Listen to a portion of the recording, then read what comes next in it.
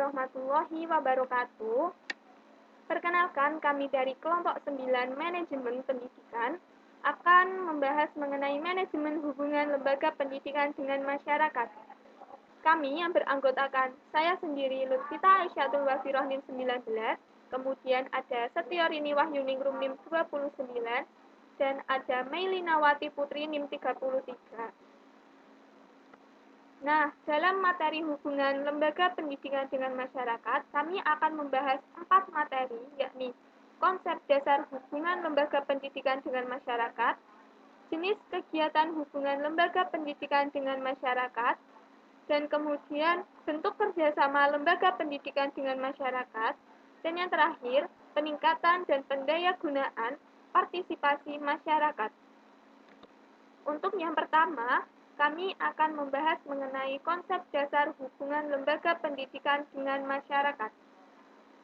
Menurut Glenn dan Denny, hubungan masyarakat merupakan fungsi manajemen yang dilakukan untuk menilai dan menyimpulkan sikap publik, menyesuaikan kebijaksanaan dan prosedur instansi atau organisasi dengan kepentingan umum, serta menjalankan suatu program untuk mendapat pengertian dan dukungan masyarakat. Menurut Omi Abdurrahman, hubungan masyarakat dengan sebagai upaya untuk memperoleh pengertian, dukungan, kepercayaan, serta penghargaan dari publik. Menurut Saide, menjelaskan bahwa public relation merupakan proses yang berjalan terus-menerus ketika manajemen berusaha memperoleh dukungan dan pengertian dari publik.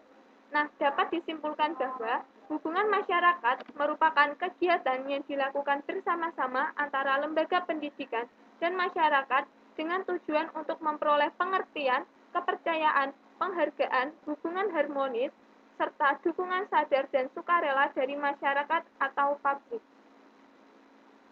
Peran humas di lembaga pendidikan, yakni menentukan dukungan dan partisipasi masyarakat untuk mendukung berbagai kebijakan dan program yang ditentukan oleh lembaga pendidikan.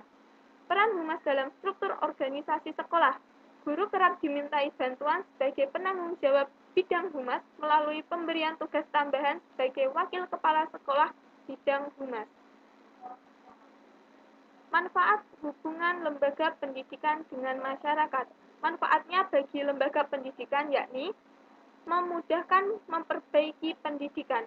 Dengan adanya dukungan dan bantuan dari masyarakat, lembaga pendidikan dapat memperbaiki program pendidikannya. Kemudian, mendapatkan koreksi dari kelompok masyarakat. Apabila dalam program pendidikan mengalami ketidaksempurnaan atau kesalahan, masyarakat dapat memberikan koreksi sehingga dapat memperbaiki pendidikan yang telah dijalankan. Nah, selanjutnya mendapat dukungan moral dari masyarakat, dan yang terakhir memudahkan meminta bantuan dari masyarakat. Nah, selanjutnya manfaat hubungan lembaga pendidikan dengan masyarakat bagi masyarakat itu sendiri, yakni yang pertama, mengetahui berbagai informasi mengenai sekolah dan segala inovasinya. Masyarakat dapat mengetahui berbagai perubahan-perubahan atau perkembangan yang terjadi di dalam lembaga pendidikan tersebut. Nah, yang kedua, kebutuhan masyarakat tentang pendidikan lebih mudah diwujudkan. Dan yang ketiga, menyalurkan kebutuhan berpartisipasi dalam pendidikan. Dan yang terakhir, dapat menyalurkan pendapat terhadap lembaga pendidikan. Baik, di sini saya akan menjelaskan terkait dengan jenis kegiatan hubungan lembaga pendidikan dengan masyarakat. Yang pertama itu ada hubungan edukatif, yakni hubungan yang mengkolaborasikan antara orang tua murid dengan guru untuk mendidik murid baik di sekolah maupun di lingkungan keluarga.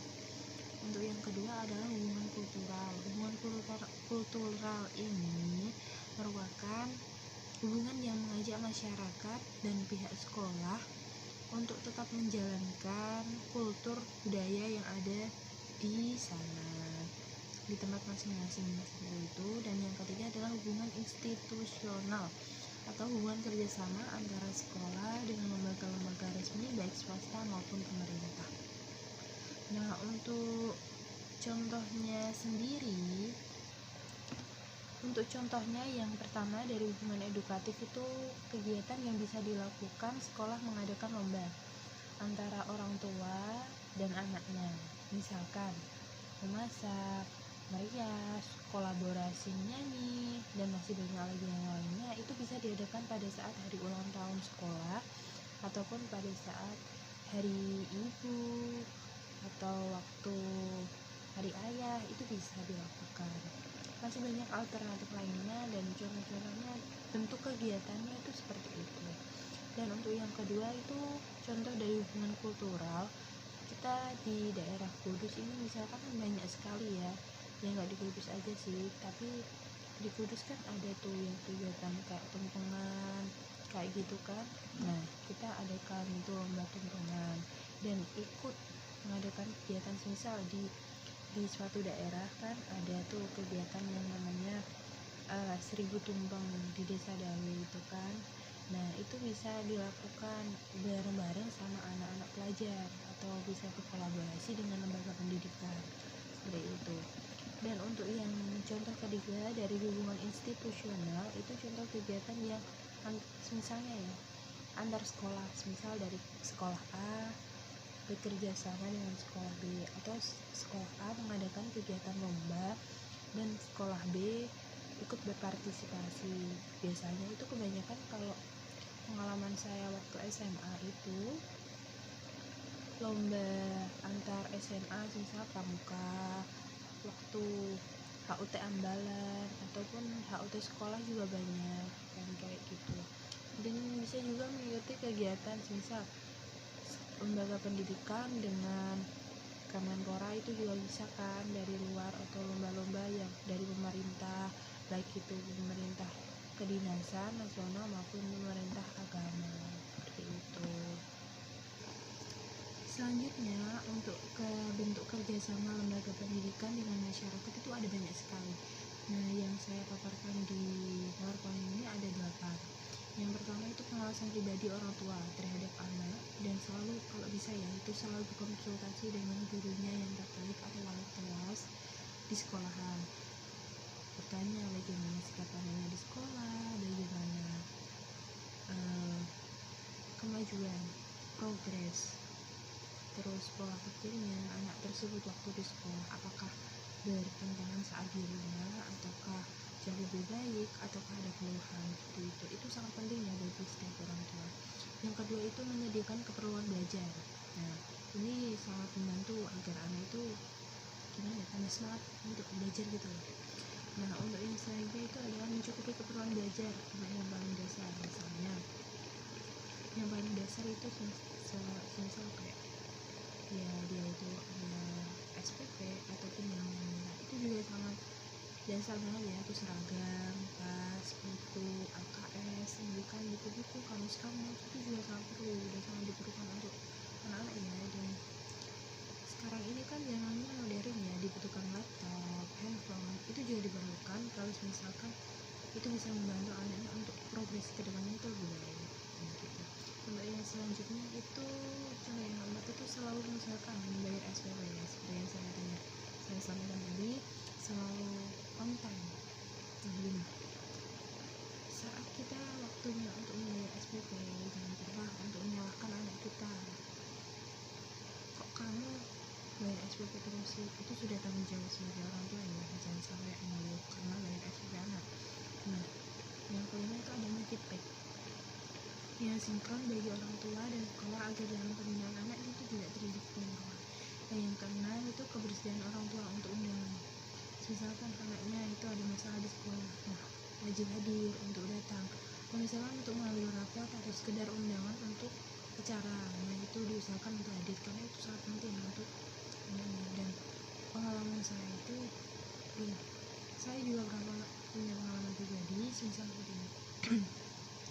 Saya ada pelantikan untuk naik ke, kalau di pramuka itu kan ada tingkatan Bantara, Laksana itu kan. Nah, terus ada Garuda kan kayak gitu. Nah, waktu pelantikan Laksana itu orang tua saya itu berhalangan hadir. Nah, kayak seperti itu ya tidak membuat saya kecewa, cuman gimana ya, puasnya itu belum dapat gitu.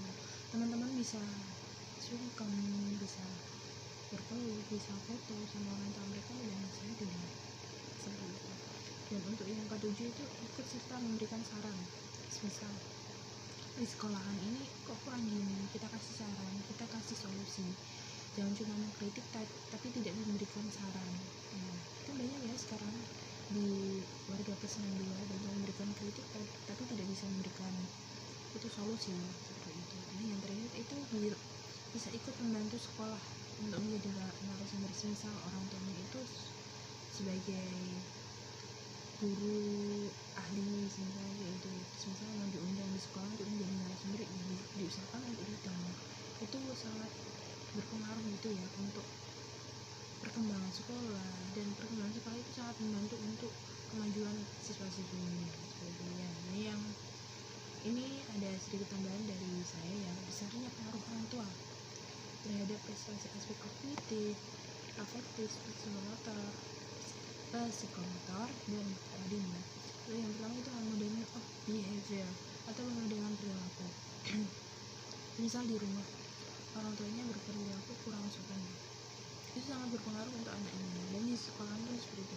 Misal teman-temannya yang berperilaku kurang sopan, itu sangat berpengaruh untuk dia di rumah seperti itu. Intinya perilaku itu harus diusahakan selalu yang positif, baik, memberikan feedback yang baik setiap orang, tidak memberikan yang feedback yang buruk. Ini sebenarnya misal kita diperlakukan orang buruk, ya kita jangan pernah memberikan perlakuan buruk kepada mereka seperti itu. Dan yang kedua adalah seeking rewards atau punishment, memberikan ganjaran atau hukuman. Misal anak kita mendapatkan nilai 50, kita jangan menyalahkan mereka karena sekali-sekali mengatakan kamu tuh bodoh, kamu itu bebal, dan sampai menyebabkan seperti itu. Karena setiap anak, setiap siswa itu tingkatan kepintaran, nah itu beda-beda. Ada yang masih proses, ada yang tidak usah belajar atau dia otodidak udah pintar sendiri, ada yang harus belajar, ada yang harus proses lama.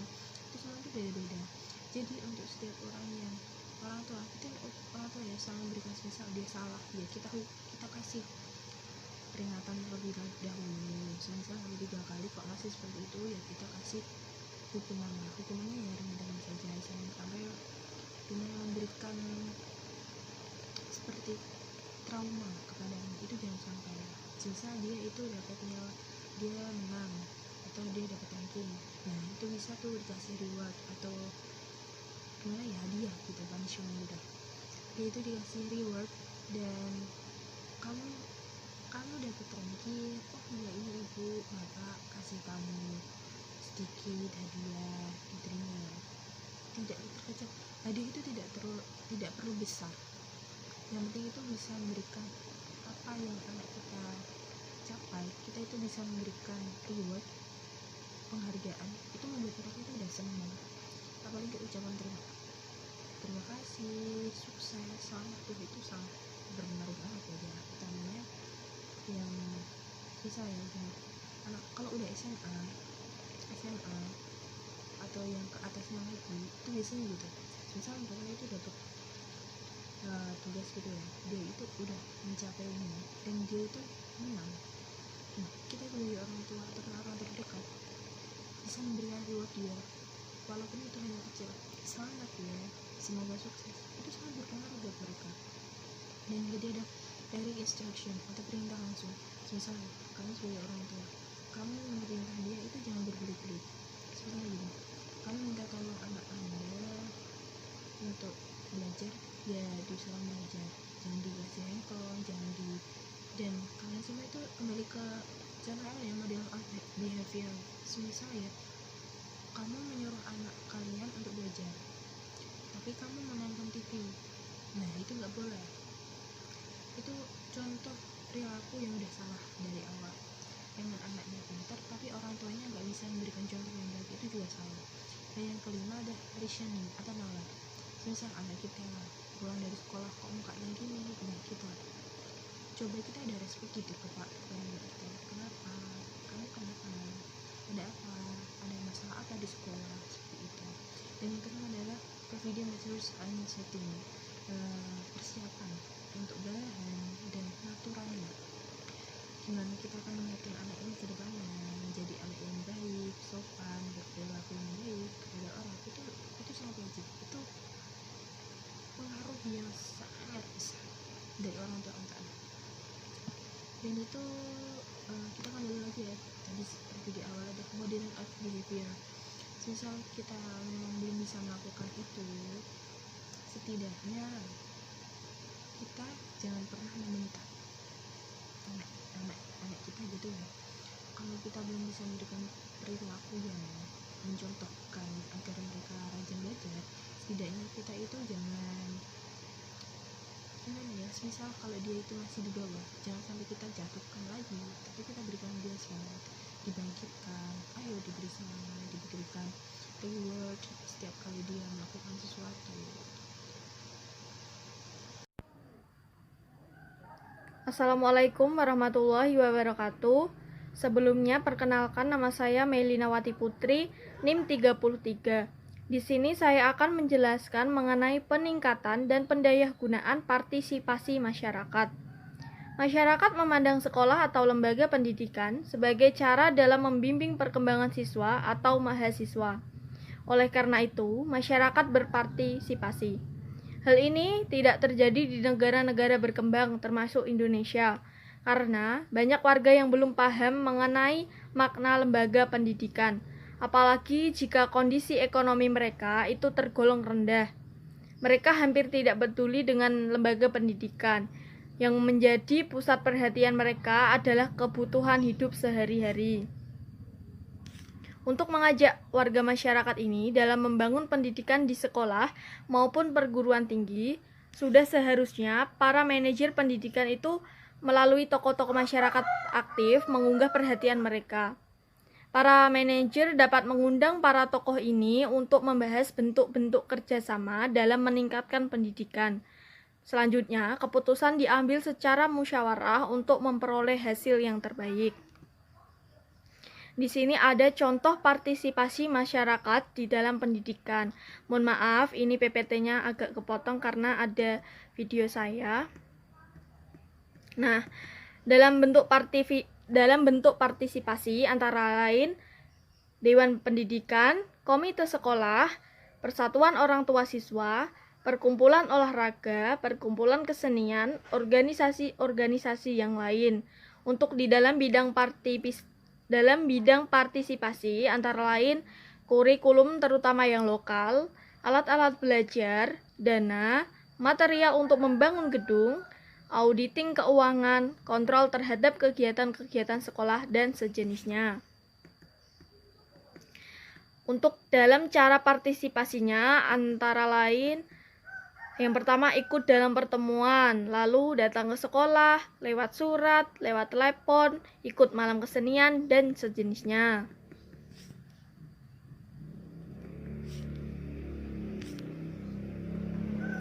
Tujuan dan manfaat pelibatan masyarakat. Pelibatan masyarakat bertujuan untuk melengkapi kekurangan dan membantu lembaga pendidikan. Terdapat dua hal yang menjadi tujuan pelibatan masyarakat, antara lain saling membantu, saling mengisi. Nah, di luar sekolah mereka itu berada di rumah atau di lingkungan. Waktu senggang dapat dimanfaatkan untuk berbagai kegiatan atau organisasi, misalnya kegiatan kepramukaan, keolahragaan, kesenian, dan keagamaan. Selain itu, masyarakat menyelenggarakan pendidikan keahlian. Yang kedua, ada membantu keuangan, bangunan, dan barang. Di sini, pendidikan yang baik membutuhkan ruang belajar, alat bantu, dan dana yang cukup. Dana yang terdapat di sekolah biasanya terbatas sehingga memerlukan sumber dana yang berasal dari sumber lain, antara lain yang berasal dari masyarakat dengan berbagai bentuk. Nah, pelibatan masyarakat juga dapat memberi manfaat secara langsung maupun tidak langsung terhadap lembaga sendiri maupun masyarakat yang dilibatkan. Ini adalah berikut ini manfaat menurut Pariyata Westra 1977-18. Yang pertama, memungkinkan diperolehnya keputusan yang benar. Yang kedua, memungkinkan para staf menggunakan kemampuan berpikir secara kreatif. Yang ketiga, mendorong orang untuk lebih bertanggung jawab. Dan yang terakhir, memperbaiki semangat kerjasama serta menimbulkan kesatuan kerja atau teamwork.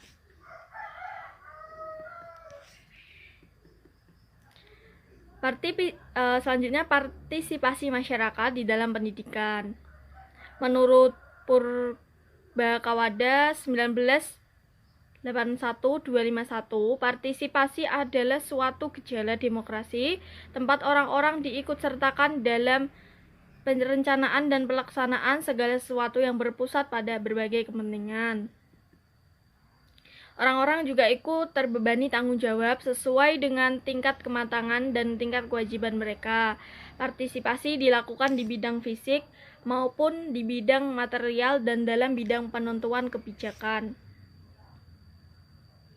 Jika dilihat dari tingkatannya, partisipasi masyarakat menurut Jumrawi dan Subandiah dapat dibedakan menjadi 3 macam, yaitu partisipasi dalam proses pengambilan keputusan, partisipasi dalam proses perencanaan, dan partisipasi dalam pelaksanaan suatu program.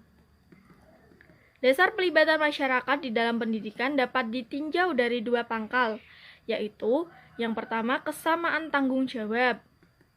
Pendidikan adalah tanggung jawab bersama antara pemerintah, orang tua, dan juga masyarakat. Masyarakat terdiri atas kelompok dan individu-individu yang akan mendirikan pendidikan atau membantu usaha-usaha pendidikan.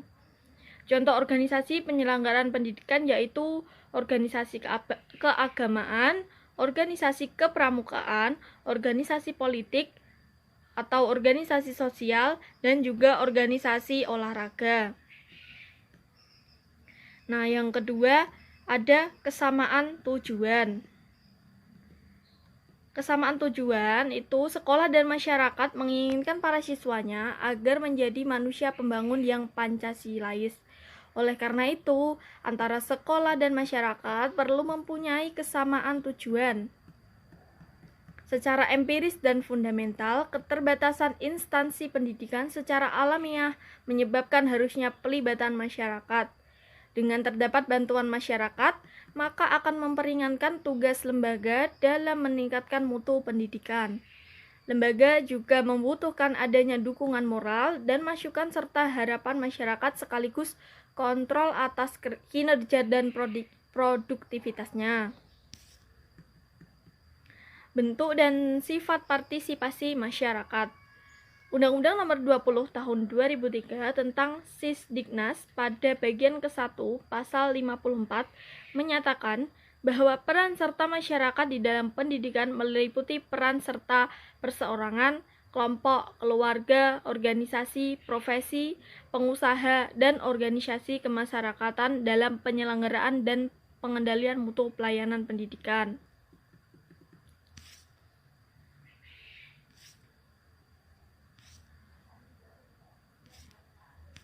Untuk wujud partisipasi masyarakat, sebagaimana disampaikan Dusseldorf dalam Subandiah, antara lain sebagai berikut. Mendatangi pertemuan, melibatkan diri dalam diskusi, melibatkan diri dan berpartisipasi dalam segala aspek organisasi, misalnya menyelenggarakan pertemuan kelompok, mempengaruhi orang luar untuk ikut dalam kegiatan kelompok, serta memimpin diskusi kelompok. Selanjutnya, membantu untuk memperoleh bantuan tenaga, modal, fasilitas, dan kemampuan mental.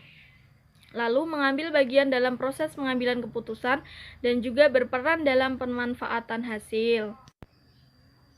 Sekian penjelasan saya mengenai peningkatan dan pendayagunaan partisipasi masyarakat.